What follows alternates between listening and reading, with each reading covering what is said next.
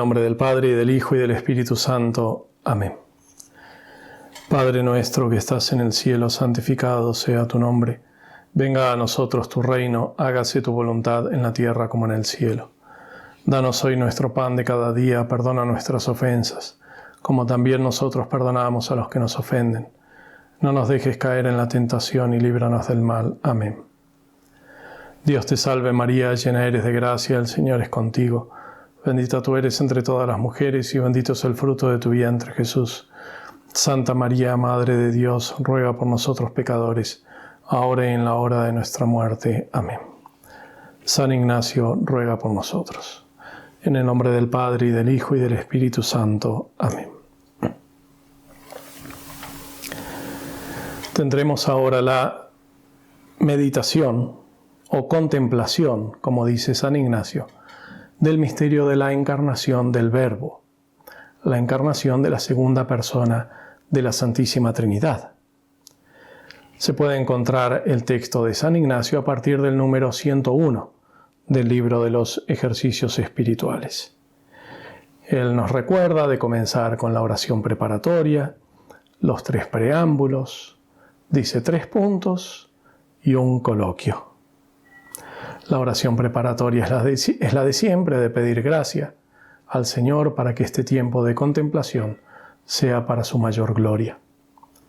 Y luego tenemos los preámbulos, la historia en primer lugar, que es lo que Él nos relata para que mirando podamos contemplar el misterio. Y Él coloca esta historia en 3 escenarios distintos, por así decir. En el misterio mismo de la Trinidad,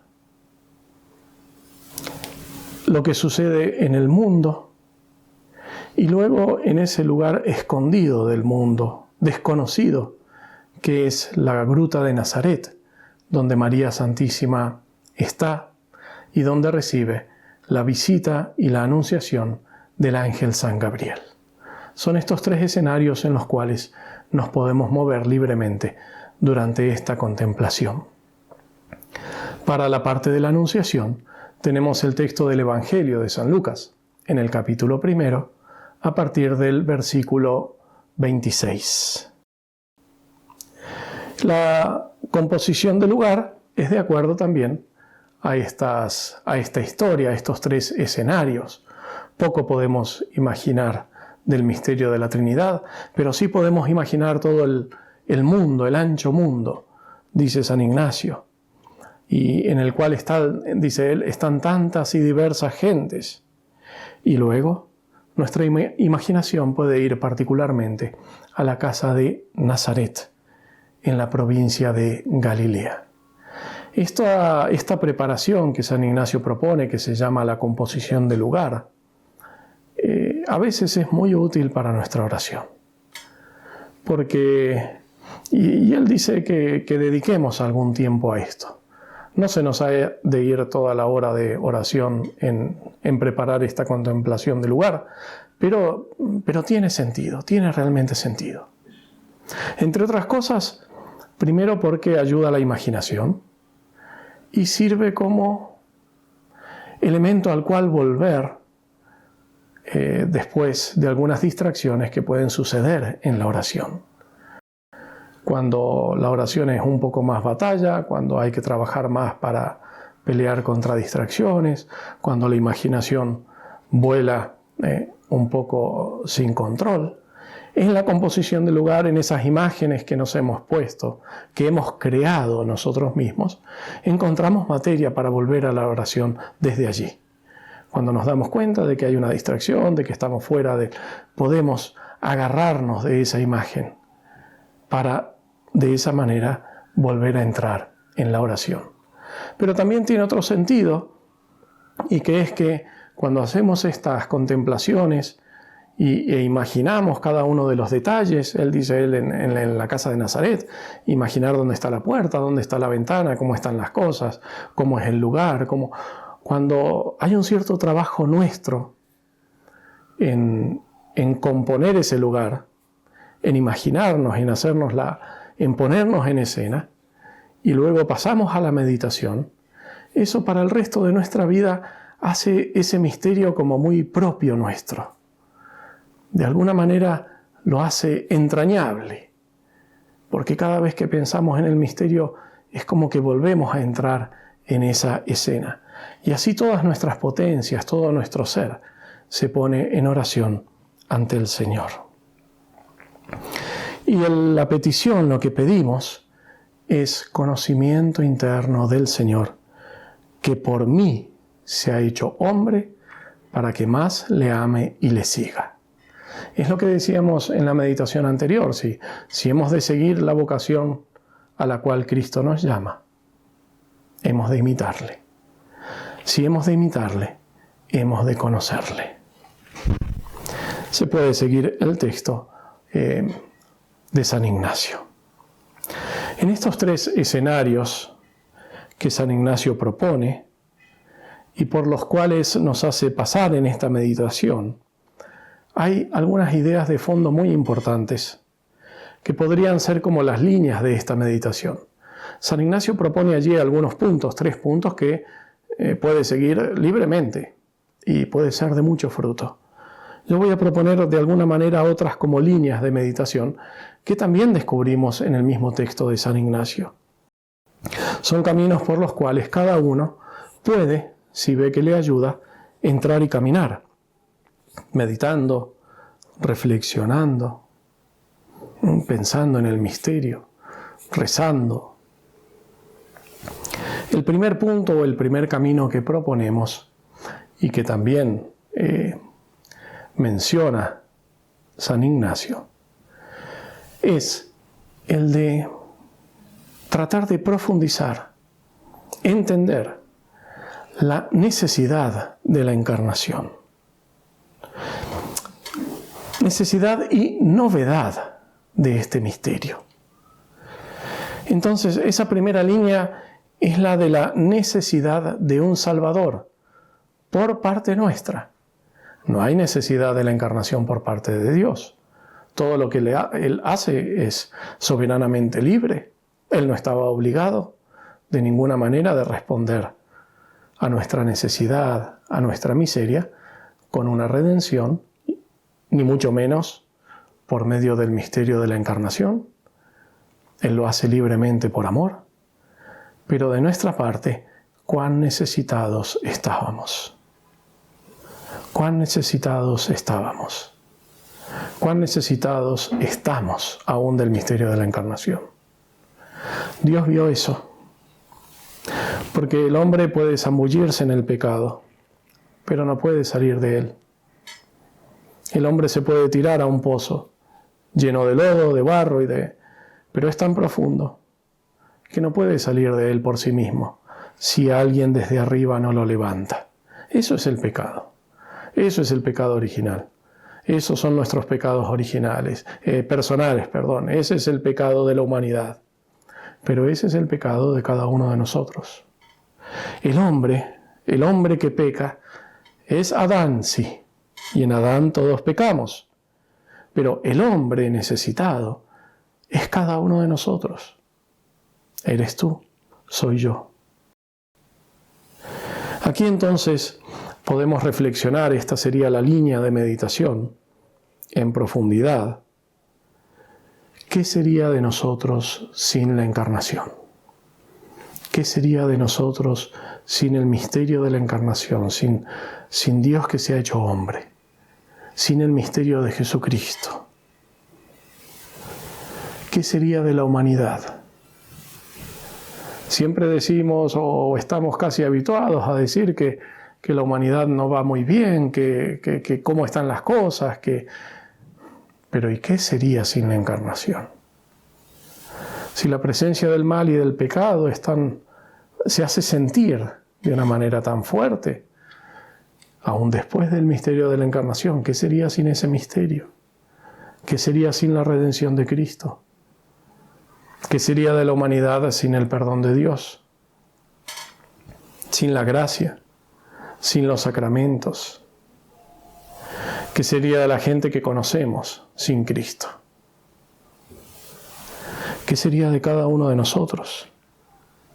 de nuestra vida. Podemos repasar nuestra vida hacia atrás y decir cuántas veces ha sido ese misterio de Cristo lo que ha interrumpido mi vida, ha irrumpido en mi vida, trayendo salvación, trayendo paz, trayendo gracia, trayendo gozo. Entonces, ¿qué sería del mundo sin salvación universal? Pero ¿y qué sería sin la gracia personal? ¿Qué sería mi vida sin las gracias particulares? Podemos imaginar lo que sería, y el cuadro no es para nada entusiasmante, no es para nada halagüeño. ¿Qué sería de tu vida sin Cristo, sin su gracia, sin sus llamadas? Pues simplemente que el pecado se hubiera desarrollado sin límite. ¿Qué sería de nosotros si Cristo nos hubiera dejado librados al pecado, librados a nuestras pasiones, al dominio de las pasiones, esos vicios de nuestra vida, esos defectos que a veces nos parecen tan pequeños, pero que hubiera sido si Cristo no los detenía en ese crecer? Porque el pecado, el vicio, el defecto, el afecto desordenado, todo eso por sí mismo crece. Todo eso por sí mismo se desarrolla, avanza. Es Cristo, es el misterio de Cristo, es la protección de Dios, es la protección de la Virgen lo que le pone límite a todo eso, lo que le ha puesto límite a todo eso en nuestra vida. No pienses que te lo hubieras arreglado sin la gracia de Cristo, porque no es así. Para nada. ¿Qué hubiera sido de nosotros sin el misterio de Cristo? Solo para darnos una idea, sin la encarnación ni siquiera podríamos llamar a Dios Padre, propiamente. El Verbo entonces dice, viendo esta necesidad de la humanidad, esta miseria en la cual el hombre estaba, en ese concilio de la Trinidad, dice, yo bajaré, el Padre lo envía.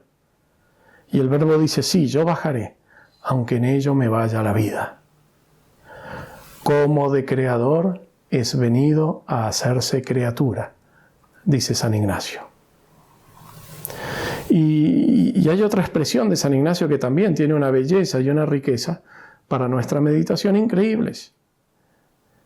Porque Él quiere que descubramos esta novedad, no solo la necesidad, sino la novedad de la encarnación. Si la creación es algo asombroso, es algo, podemos decir, inesperado de tan perfecto, de tan grandioso, ¿cuánto más el misterio de la encarnación? Y Él dice, para que contemplemos al Verbo así nuevamente encarnado. Él quiere que profundicemos en esa novedad que ha traído el misterio de la encarnación. Cómo viene a renovar, a hacer nueva la creación. Y es lo que de hecho hace. Y es lo que ha hecho también en nuestra vida. Como si hay algo de novedad en nuestra vida, de renovación, de nacer de nuevo, es lo que nos viene por medio de Jesucristo. Él renueva la creación, renueva la humanidad y nos renueva también a cada uno de nosotros.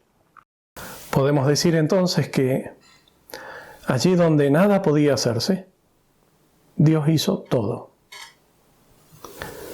Y lo hizo dándonos a su Hijo. Y con su Hijo Dios nos da todo. El segundo punto o línea de meditación que proponemos es el de este conocimiento interno del Señor que por mí se hace hombre. Se trata aquí este conocimiento del Señor. Se trata de conocer mucho al Señor. Distinto de conocer mucho sobre el Señor. Conocimiento interno quiere decir conocimiento íntimo, personal, directo de Jesucristo. Esa es la gracia que pedimos. Y no es lo mismo que conocer mucho sobre. Podemos tomar cualquier personaje de la historia, cualquier prócer, o incluso santo, o quien sea, y sin duda hay historiadores, estudiosos, que dedican su vida a investigar sobre ese personaje y que conocen mucho sobre esa persona, muchísimo. Quizás conocen todos los detalles de su vida, pero no conocen mucho a esa persona. Quienes conocen mucho a esa persona son su mujer o su esposo, si es una mujer, sus hijos, los sirvientes, los que están allí, los que vivieron con él, Eso significa conocer mucho en lugar de conocer mucho sobre. El conocimiento de Cristo que nosotros pedimos y queremos para nuestra vida cristiana es este conocimiento íntimo, conocerlo mucho a Él, personalmente. Que es lo que sucede entre personas cuando decimos que conocemos íntimamente o muy bien a aquellos que nos están cerca. Porque conocemos cómo piensan, cómo ven la realidad, cómo juzgan las cosas y especialmente cómo reaccionan ante las distintas circunstancias.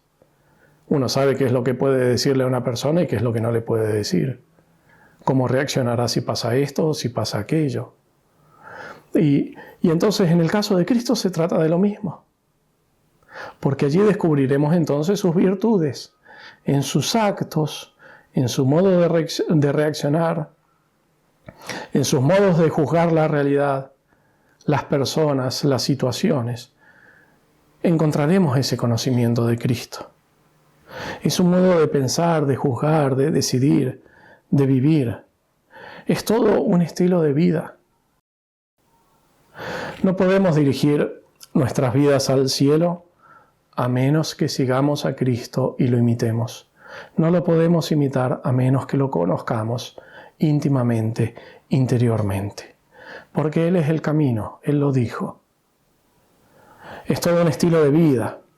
Es mucho más que 3 consejos para vivir bien. Cristo no es solo un gran maestro espiritual, es un camino, es un modo de vivir. Y ya desde su encarnación, Cristo es modelo de nuestra vida espiritual. Y esto es lo que quiere San Ignacio que contemplemos en este misterio. Esa alma de Cristo creada en el momento de la encarnación, que ya tiene esas virtudes y ya las manifiesta y ya las pone en acto. Descubrimos, como dirá San Pablo en el capítulo 2 de la carta a los Filipenses, descubrimos lo que podemos llamar ese anonadamiento de Cristo, ese de Dios, hacerse criatura, hacerse nada, pero como un acto libre de la voluntad humana de Cristo, el aceptar eso, ese misterio, esa realidad, para ser ejemplo para nosotros.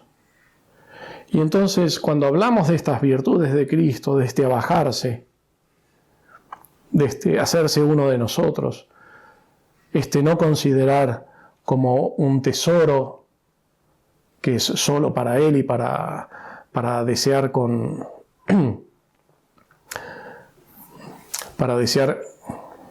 para desear como algo que ha de ser arrebatado, ese ser igual a Dios, sino que Él vaciarse a sí mismo sin dejar de ser Dios para convertirse en lo que en comparación a Dios es nada, que es ser hombre, porque ser hombre en comparación con Dios es como la nada con el todo.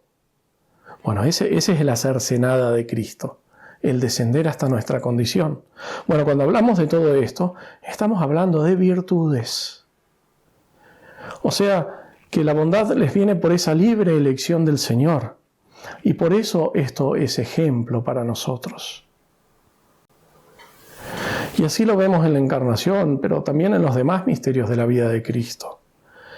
En el nacimiento en Belén, en las primeras dificultades y en las últimas. Hablamos tantas veces de la pobreza de Cristo y de la Sagrada Familia, de la humildad, de la sencillez, de la mortificación, mortificar los deseos y aceptar las dificultades que se presentan, aceptar el frío, la necesidad, el no ser recibidos, etc.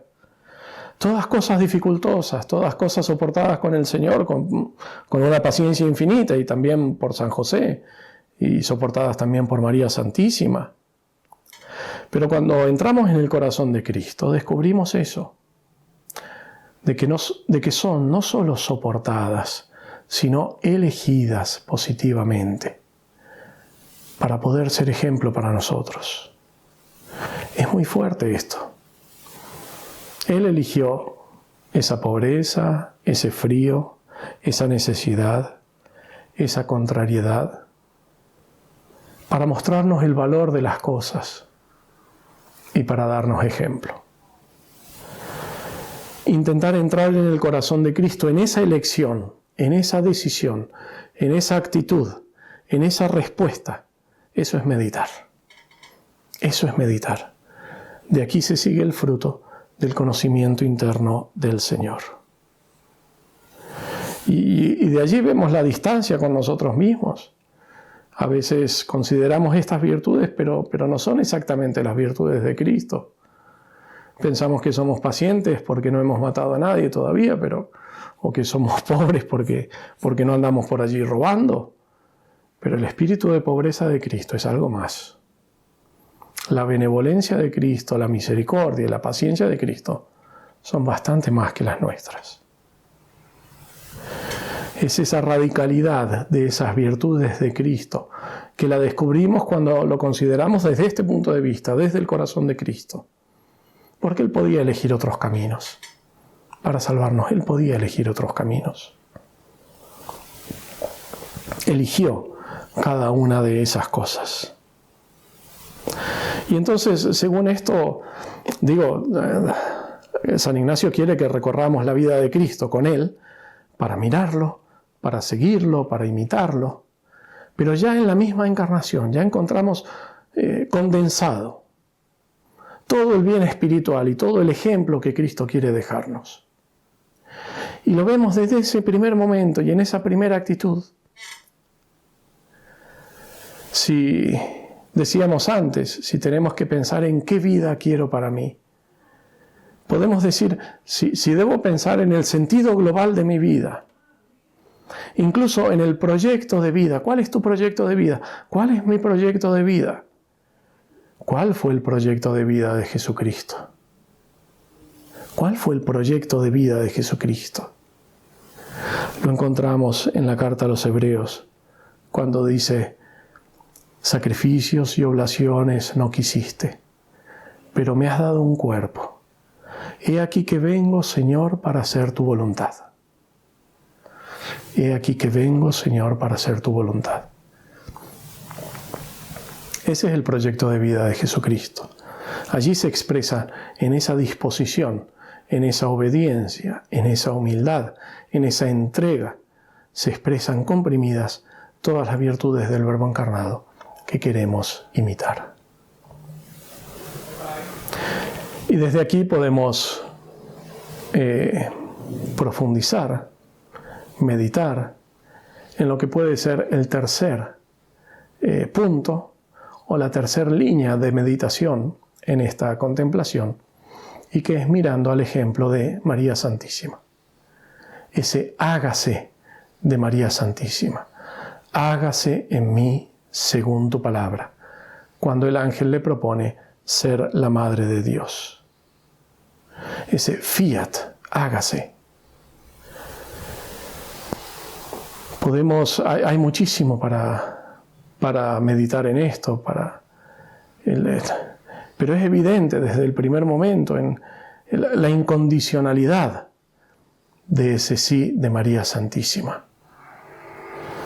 Si examinamos la vida de María Santísima desde fuera y a distancia del tiempo, uno podría decir que su vida fue una seguidilla de situaciones extraordinarias o excepcionales o durísimas o impensables que jamás habría imaginado al momento de dar su sí.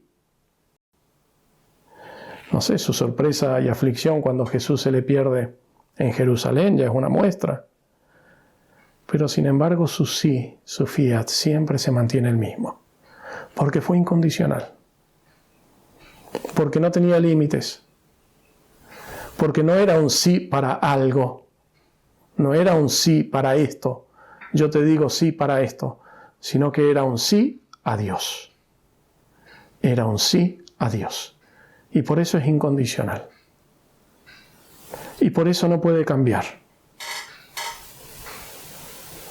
Y así vemos en esa disposición de ella las virtudes que se manifiestan de María Santísima. También pedimos conocimiento interno de María Santísima, porque ella es la que mejor imitó a Cristo. Es la que mejor lo conocía, la que mejor conocía a Jesús.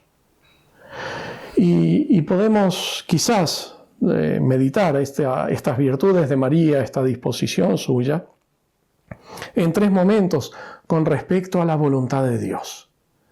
Porque se aplica perfectamente a este momento de los ejercicios en el cual queremos descubrir, queremos ver y queremos seguir esa voluntad de Dios para nuestra vida, concretamente.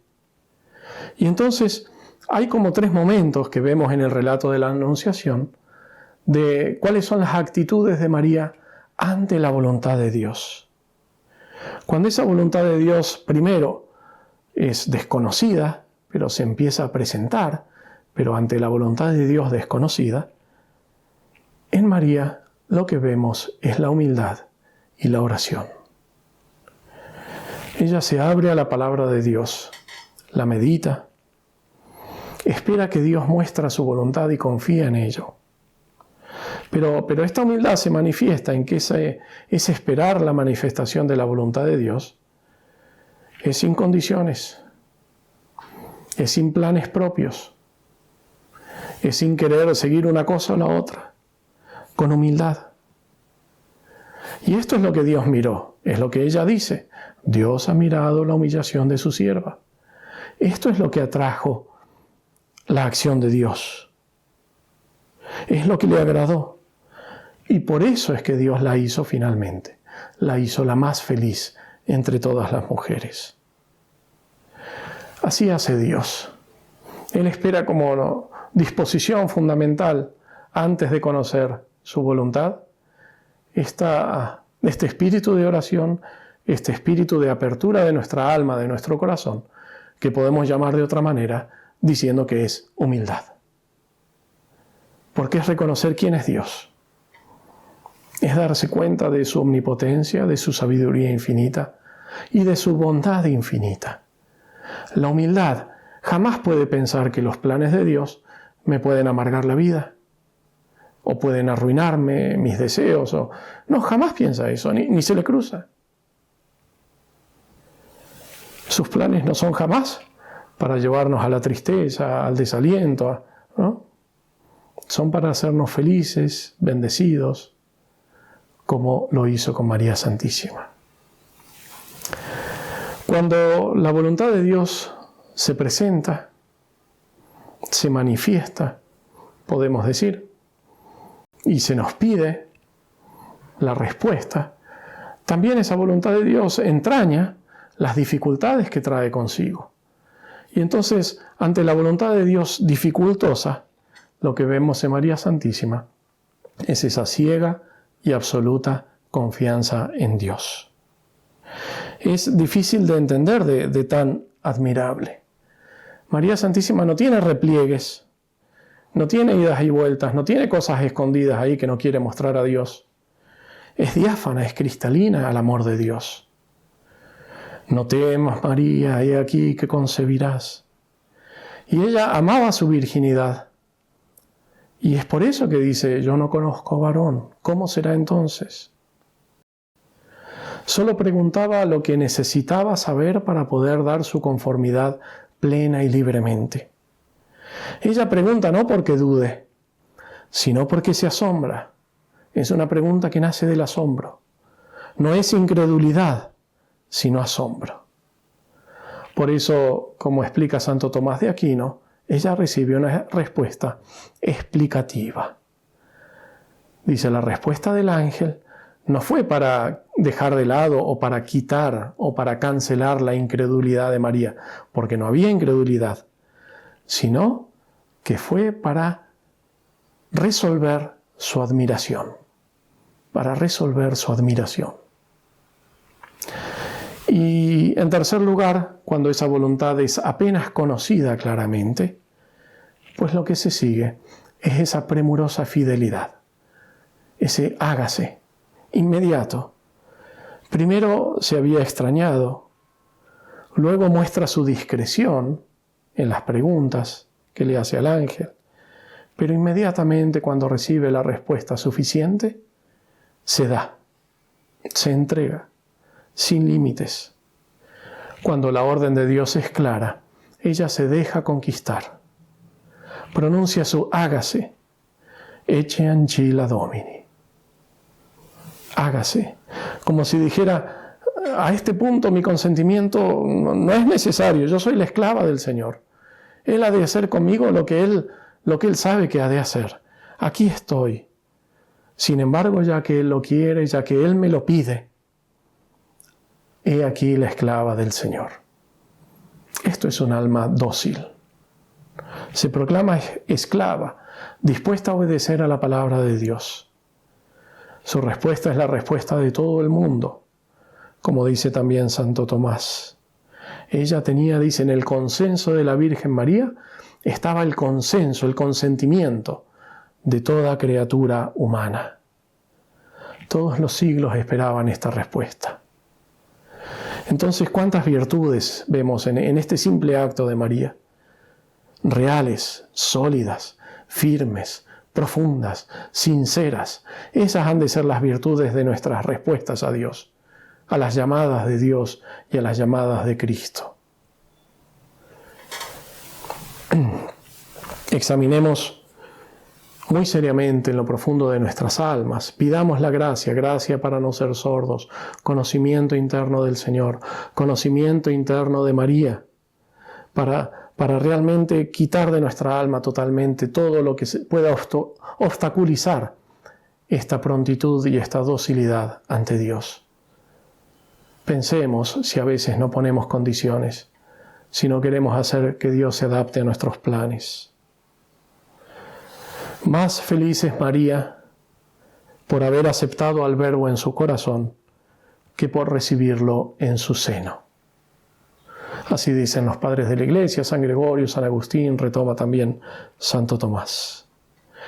Quiere decir que lo que nos hace realmente felices, bienaventurados, no es tanto en sí mismos considerados exteriormente los dones con que Dios quiera llenar nuestra vida, sino el saber aceptarlos como Él quiere, con un corazón humilde, en el alma, para recibir su palabra y cumplir siempre su santísima voluntad.